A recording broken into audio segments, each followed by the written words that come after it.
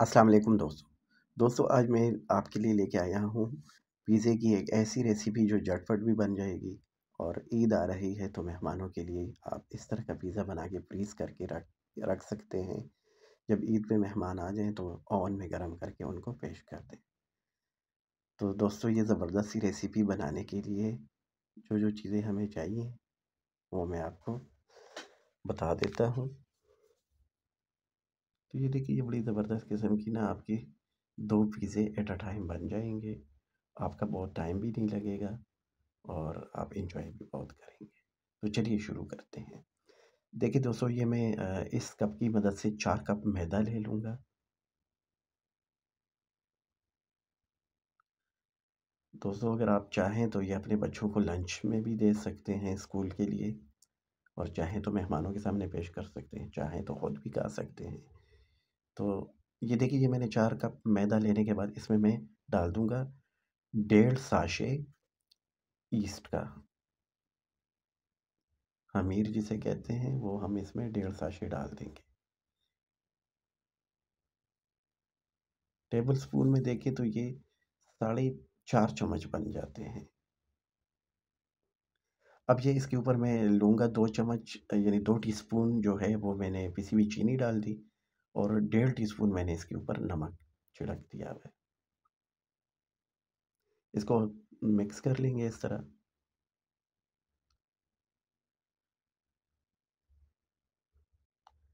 अब थोड़ी-सी ओरिगेनो मैं इस आटे में मिक्स कर लूँगा, तकरीबन आधा टेबल स्पून और थोड़े से मैं अ, अच्छा दोस्तों ये मिक्स करने के बाद अब मैंने पौना कप दूध का लिया है। ये थोड़ा-थोड़ा करके इसमें हम डाल के गूँध लेंगे इसको। दोस्तों अगर आप दूध में नहीं गूँधना चाहते तो आप पानी में भी गूँध सकते हैं। लेकिन मैं इसको हेल्दी बनाने के लिए इसको टोटली दूध में ही गूँधूँगा। थोड़ा-थोड़ा करके दूध डालेंगे और इसको इस तरह एक नरम सा आटा गूँध लेंगे। ये बहुत ज़्यादा नरम भी नहीं होना चाहिए और ना ज़्यादा सख्त होना चाहिए। दोस्तों अगर इस पॉइंट पे आपको नरम लग रहा है तो थोड़ा-सा आप मैदा डाल के इसको टाइट कर सकते हैं। ये थोड़ा-सा मैंने ऑयल डाल दिया हुआ है, 2 टेबल स्पून के करीब ऑयल। तो ये उसमें इस तरह मैंने इसको गूँध लिया।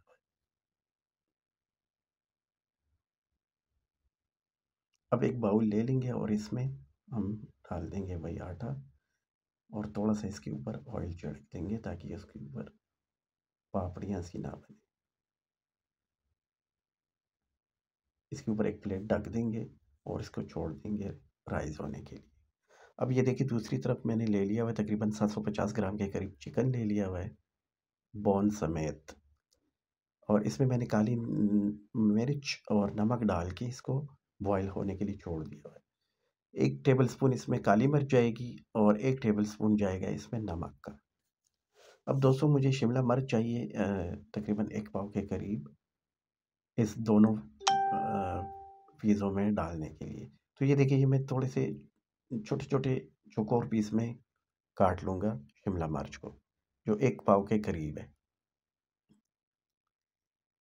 ये देखिए इस तरह छोटे-छोटे क्यूब की शक्ल में ना हम इसको इस तरह काट लेंगे। तो ये देखिए ये मैंने सारी काट ली हुई है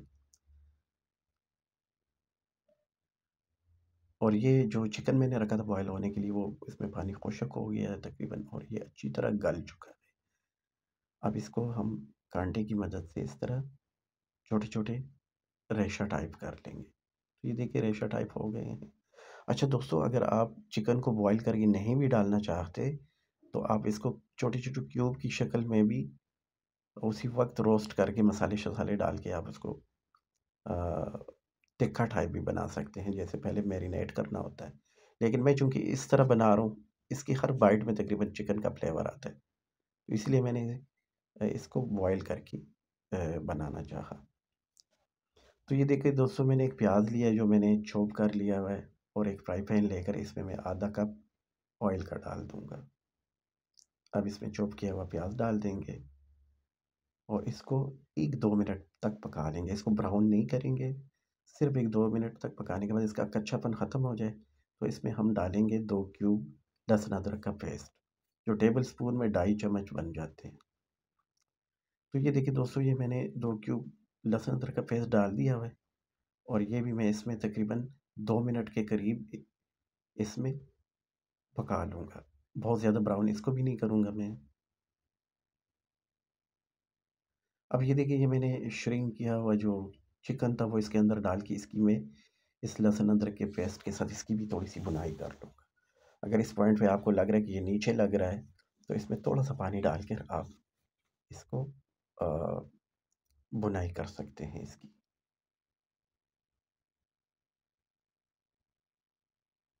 ये मैंने हस्बे ज़ायक़ा नमक छिड़क दिया हुआ है, जो तकरीबन 1 टेबलस्पून के करीब था। चूँकि हमने पहले भी नमक डाला था बॉयल करते हुए, तो इस टाइम पे मैं बहुत ज़्यादा नमक नहीं शामिल करूँगा। अब जो मैंने शिमला मिर्च काटी थी वो भी इसके अंदर डाल दी और इसको भी मैं 1-2 मिनट तक इसके अंदर पका लूँगा। बहुत ज़्यादा नहीं पकाएँगे इसके अंदर, बस 1-2 मिनट काफ़ी रहेगा। ये थोड़ी-सी मैं इसमें तकरीबन 1 टेबलस्पून के करीब ओरिगैनो डाल दूँगा और आधा टेबलस्पून मैं इसमें डालूँगा पार्सले। बड़ा अच्छा फ्लेवर आ जाता है इन चीज़ों से और ये लाज़मी डलते हैं इसमें।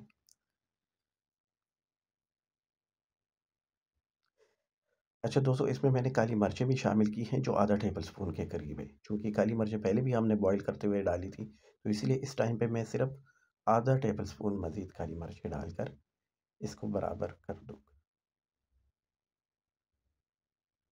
अच्छा दोस्तों, इस टाइम पे मैं 2 टेबलस्पून के करीब इसमें डालूँगा चिली सॉस और 2 टेबलस्पून के करीब मैं इसमें डालूँगा सोया सॉस।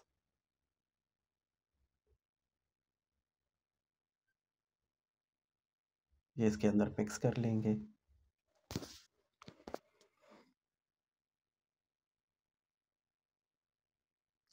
अच्छा दोस्तों, अगर आप इसको थोड़ा-सा तीखा बनाना चाहते हैं, तो ये मैंने इसमें आधा टेबलस्पून कुटी हुई लाल मिर्च डाली है।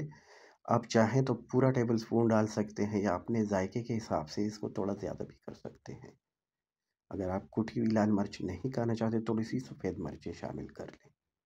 तो ये देखिए, ये पिज़्ज़े को गार्निश करने के लिए मैंने कुछ चीज़ें ली हैं, जिसमें आधा प्याज़ लिया हुआ है छोटा, जिसको मैंने बारीक काट लिया हुआ था लंबा और इसी तरह टमाटर और शिमला मिर्च बारीक लंबे काट लिए थे, थोड़े-से ज़ैतून के दाने थे और कलवंजी थी।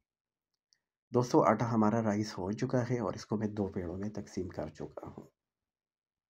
इस तरह 2 पेड़े बना लेंगे और उसको बेल लेंगे, रोटी की शक्ल दे देंगे। अब मैंने एक पिज़्ज़ा ट्रे ले ली है और इसको मैं ग्रीस कर दूँगा ऑयल से। दोस्तों, अगर आपके पास पिज़्ज़ा ट्रे नहीं है तो आप तवे के ऊपर भी बना सकते हैं। आप देखेंगे मैं दूसरा पिज़्ज़ा जो है वो तवे के ऊपर सेट करूँगा। तो ये इस तरह पिज़्ज़ा ट्रे में डालने के बाद हम इसको पूरी ट्रे के अंदर सेट कर देंगे ट्रे के किनारों तक और कांटे की मदद से इसमें हम कर लेंगे सुराखें ताकि ये बहुत फूल के ऊपर तक ना आए। अब ये पिज़्ज़ा सॉस है, मैं इसके ऊपर 2 टेबलस्पून डाल के सारी पिज़्ज़े के ऊपर इस तरह फैला दूँगा। पिज़्ज़े की रोटी के दोस्तों, ये मेरी होममेड पिज़्ज़ा सॉस है। इसकी भी रेसिपी मैं आपको जल्द अपने किसी दूसरी वीडियो में सिखा दूँगा कि ये पिज़्ज़ा सॉस कैसे बनती है। वैसे नॉर्मली बाज़ार से भी मिल जाती हैं, अगर आप घर में नहीं बनाना चाहते तो बाज़ार से ले लें।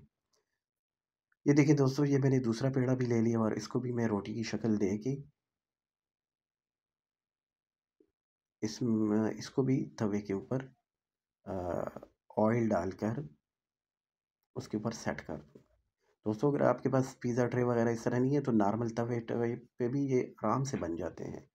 तो ये देखिए, ये मैंने एक तवा ले लिया हुआ है जो हमारे घर में ऐसे ही पड़ा हुआ था। तो मैंने कहा इसको कारामद बनाते हैं और इसके ऊपर मैंने इस तरह ऑयल ग्रीस करके इसके ऊपर मैं अब रोटी डाल दूँगा और इसको सेट कर दूँगा पूरे तवे के ऊपर। दोस्तों, अगर आप पिज़्ज़े की जो किनारे हैं वो गोल रखना चाहते हैं, तो आपको फिर इसको थोड़ा-सा गोल रखने पड़ेंगे। नहीं तो वैसे नॉर्मली ये पिज़्ज़ा ज़्यादा सूट करता है और देखने में खूबसूरत लगता है। तो मैं बिल्कुल इसको रोटी टाइप शक्ल दे के इसको बनाऊँगा। तो देखिए, मैंने इसमें कांटे की मदद से सुराखें कर ली और फिर पिज़्ज़ा सॉस अप्लाई कर दिया और इसके ऊपर।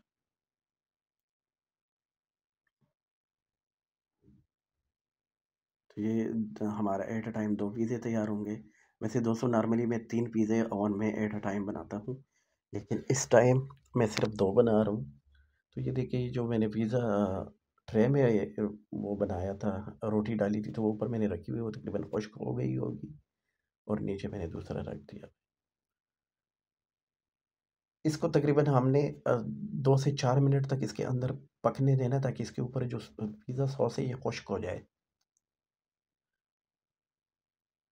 इसी तरह एक स्टैंड ले लेंगे और इसके ऊपर गरम, चूँकि गरम होता है तो डायरेक्ट शेल्फ पे रख नहीं सकते, तो हम स्टैंड लेके इसके ऊपर रख देंगे और इसके ऊपर इस तरह चीज़ श्रिंक कर लेंगे।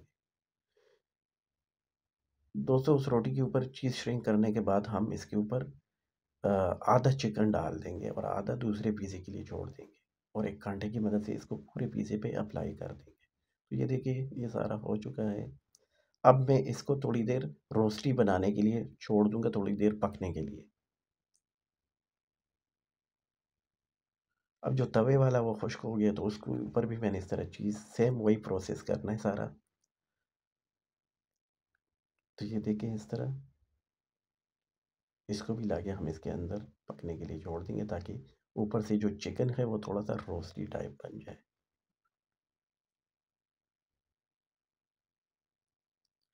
तो ये देखिए दोस्तों जो हमारा एक पिज़्ज़ा था वो मैंने निकाल दिया हुआ है और उसके ऊपर दोबारा मैंने चीज़ अप्लाई कर दिया हुआ है। थोड़ी देर उसको मैंने गरम कर दिया हुआ था ताकि चीज़ इसके ऊपर मेल्ट हो जाए सारा। अब इस पॉइंट पे हम गार्निशिंग करेंगे पिज़्ज़े की। इसी तरह हम शिमला मिर्च रैंडमली सारे पिज़्ज़े के ऊपर अप्लाई कर लेंगे और टमाटर भी इसी तरह। आप कोई भी खूबसूरत शक्ल दे सकते हैं लेकिन मुझे ये ज़्यादा अच्छा लग रहा है तो मैं इसको इस तरह कर रहा हूँ।